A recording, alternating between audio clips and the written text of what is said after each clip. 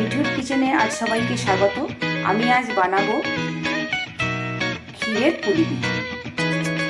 দেখো, নরম সুন্দর ক্ষীরের পুলি পিঠে। রেসিপিটা বানাবার জন্য সকলকে আমার চ্যানেলে স্বাগত জানাই। ক্ষীর পুলি বানাবার জন্য আমি নিয়ে নিয়েছি 2 বাটি চালের গুঁড়ো।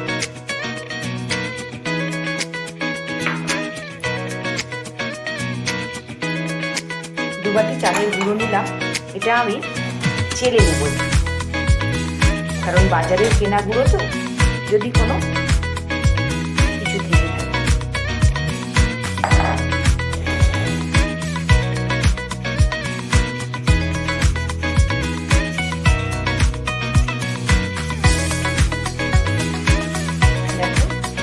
পরিষ্কার একদম কিছু নেই, আমি এইভাবে চেলে নিলাম যাতে আমার যে ডোটা বানাবো সেটা যাতে মসৃণ হয়। ডোটা মাখার জন্য এতে অল্প একটু নুন দিয়ে দেব।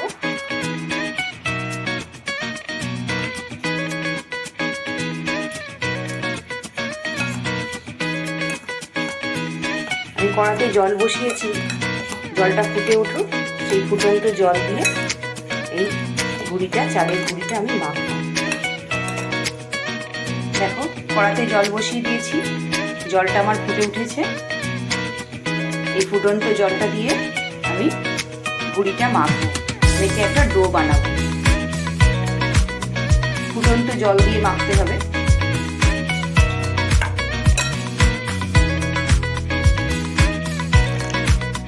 অল্প অল্প করে জল দিয়ে আমি এটা মেখে নেব। ফুটন্ত জল তো ওই জন্য চামচ দিয়ে মাখছি।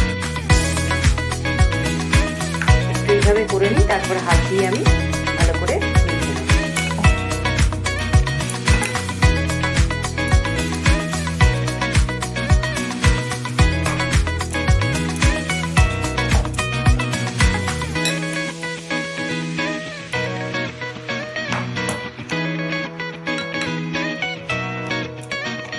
গরম বলে আমি চামচ দিয়ে মাখছি।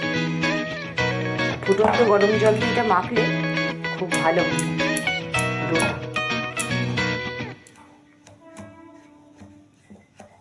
দেখো, ডোটা আমার মাখা হয়ে গেছে। ডোটা আমার মাখা হয়ে গেছে। আমি 10 মিনিট চাপা দিয়ে রেখে দেবো।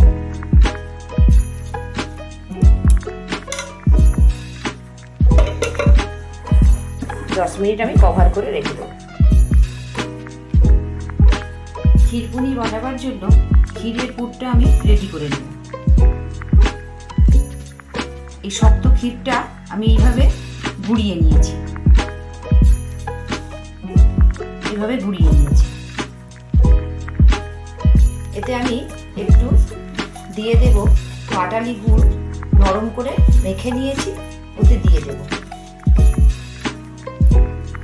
দেখো, পাটালি গুড়টা এইভাবে আমি নরম করে মেখে নিয়েছি। এর সঙ্গে আমি মেখে নেব ভালো করে।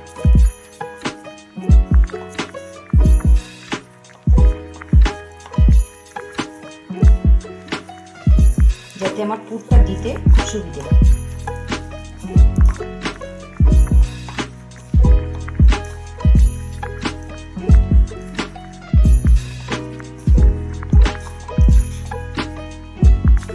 আর পুরটা খেতেও মিষ্টি মিষ্টি হবে।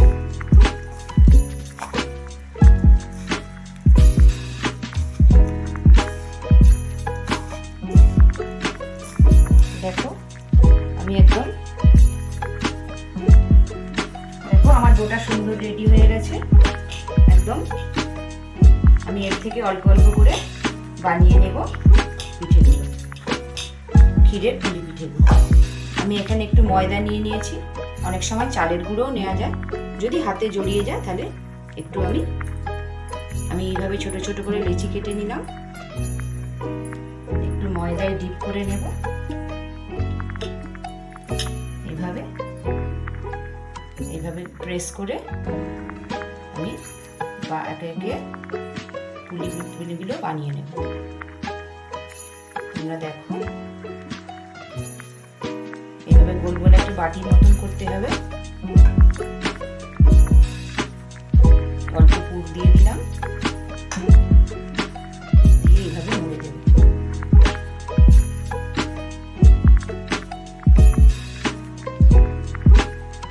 মুড়ে দেবো।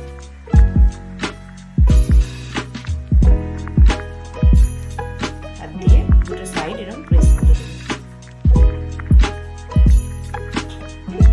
আমি আরো একটা দেখিয়ে দিচ্ছি।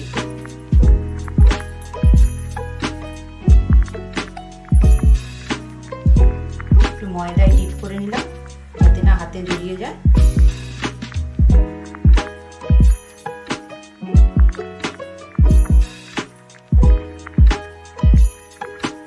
দেখো এইভাবে একটা গোল যেরকম ভাবে পারবে একটা বানিয়ে নেবে। আমি তাতে একটু দিয়ে দিলাম ক্ষীরের পুর।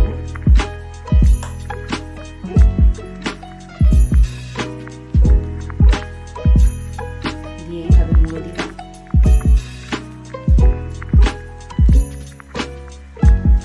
মোড়াটা ভালোভাবে করতে হবে, না হলে খুলে যেতে। দেখো আমি এইভাবে সব পুলিগুলো বানিয়ে নিয়েছি। ক্ষীরের পুলিগুলো সব বানিয়ে নিয়েছি।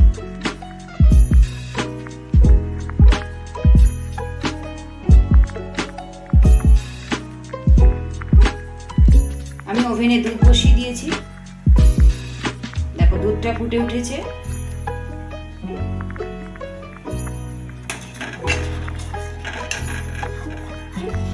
দুধটা আমি একটু ঘন করে জাল করে নিয়েছি পুলিগুলো দুধের মধ্যে দেব বলে। দেখো দুধটা ফুটে উঠেছে।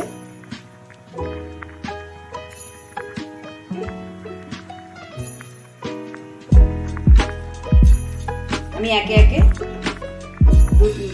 ওভেনটা একটু কম করে দিয়েছি। একে একে পুলিগুলো দিয়ে দেব।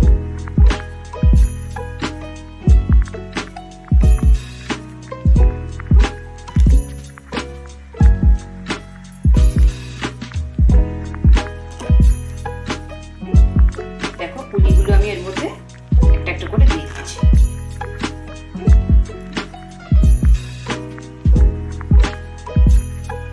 দেখো পুলি পিঠিগুলো সুন্দর ফুলে উঠেছে। পুলি পিঠিগুলো একদম হয়ে গেছে। 10 মিনিট আমি পরে দেখো আমি এবারে গুড় দিয়ে দেব। পাটালি গুড়টা আমি জলে দুধ দিয়ে গুলে রেখেছি যাতে আমার দিতে সুবিধা হয়। আমি পাটালি গুড়টা দুধে গুলে নিয়েছি।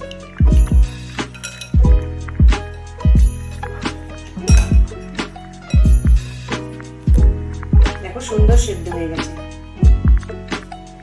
আমি এই পাটালি গুড়টা দিয়ে দেব।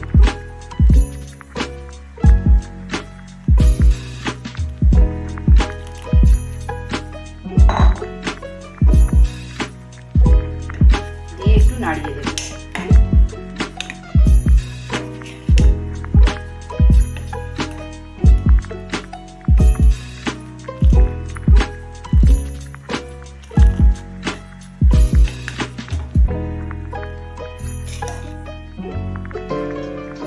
আর 5 মিনিট ফুটিয়ে নেব, তাহলে আমার ক্ষীরের পুলি দেখো সুন্দর রং হয়ে গেছে।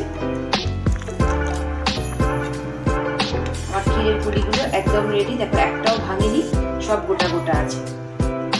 দেখো